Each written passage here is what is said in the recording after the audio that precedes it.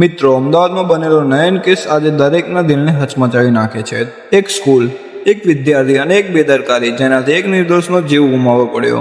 મણિનગરની seventh day Adventist સ્કૂલમાં class 10નો વિદ્યાર્થી નયન સંતાની સામાન્ય દિવસની જેમ સ્કૂલ ગયો હતો, પરંતુ બહાર જ એક બીજા વિદ્યાર્થીએ તેના છાતીમાં છરી મારી દીધી અને એક ક્ષણ નયન માટે અંતિમ સાબિત થઈ. નયન લોહી વહીને પડી ગયો હતો, પરંતુ સૌથી મોટી ભૂલ સ્કૂલ તરફથી થઈ. એમ્બ્યુલન્સ બોલાવવામાં આવી ન હતી, ફર્સ્ટ એડ આપવામાં આવી ન હતું, ઉલટું સ્કૂલ સ્ટાફે જમીન પરથી લોહી સાફ કરી દીધું.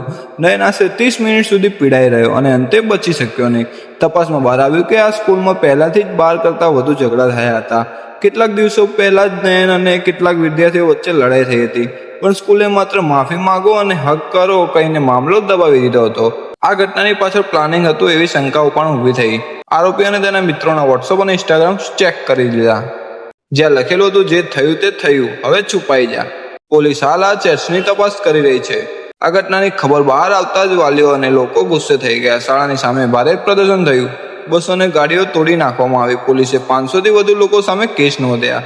હવે આ કેસ ક્રાઇમ બ્રાન્ચે સંભાળ્યો છે. સીસીટીવી ફૂટેજ, સાક્ષી અને ચેટ્સ બધાની તપાસ ચાલી રહી છે. સ્કૂલના પ્રિન્સિપલ અને 2 શિક્ષકો સામે પણ કાર્યવાહી થઈ રહી છે, કારણ કે તેઓ સમયસર મદદ કરી નથી. સૌથી મોટો પ્રશ્ન, છરી મારનાર કોણ? તો મિત્રો, જે વિદ્યાર્થીઓએ હુમલો કર્યો તે હજુ નાબાલિગ છે, એટલે કાયદાના મુજબ તેનું નામ જાહેર કરી શકાતું નથી. સમાચાર અને પોલીસે માત્ર તેને જુવેનાઇલ અથવા બીજો વિદ્યાર્થી કહી રહી છે. મિત્રો, નયન હવે નથી, પણ આ ઘટનાના આપણને એક મોટો સંદેશ આપી જાય છે. બાળકોની સુરક્ષા એ શાળાની પ્રથમ જવાબદારી છે. સમયસર સારવાર મળે તો કદાચ નયન આજે જીવતો હોત. આ કેસ માત્ર ન્યાય માટે નહીં, પણ દરેક સ્કૂલના સુરક્ષા અને જવાબદારી માટે યાદગાર બની રહેશે. મિત્રો, આવી સાચી માહિતી મેળવવા માટે ચેનલને સબસ્ક્રાઇબ કરો.